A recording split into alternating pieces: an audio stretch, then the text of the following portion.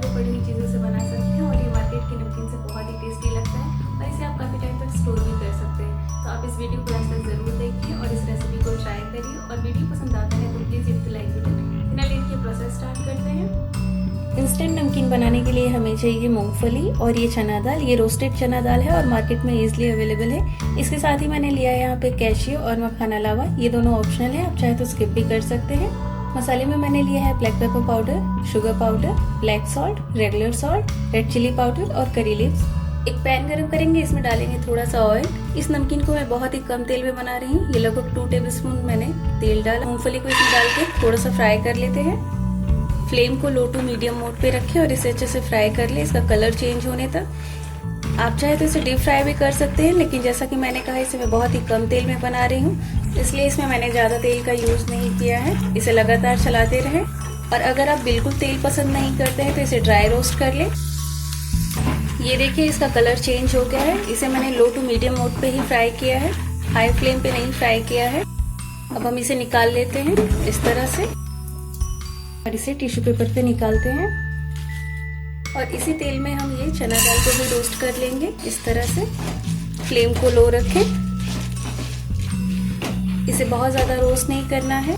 इसी के साथ मैं इसमें ऐड कर रही हूँ ये कैशियो और ये मखाना लावा। इसे भी साथ में रोस्ट कर लेते हैं। इस नमकीन के मेन 2 ही इंग्रेडिएंट है, चना दाल और मूंगफली। इसके अलावा जो भी चीज़ें आप चाहे तो ऐड कर सकते हैं या फिर स्किप कर सकते हैं। आप जब भी चाहे ये नमकीन बना सकते हैं घर पे पड़ी हुई चीज़ों के साथ। और ये मार्केट से भी काफ़ी टेस्टी लगती है नमकीन और इसे काफ़ी टाइम तक आप स्टोर भी कर सकते हैं। मैं एक साइड करती हूँ इस तरह से। 1 टीस्पून ऑयल ऐड करके ये करी लीव्स ऐड करेंगे इसमें और इन सारी चीज़ों के साथ इसे भी मिक्स कर देते हैं। अब फ्लेम ऑफ कर देते हैं और साथ में इसमें मसाले ऐड कर देते हैं। यहाँ पे मैं ऐड कर रही हूँ 1/2 टीस्पून रेड चिली पाउडर,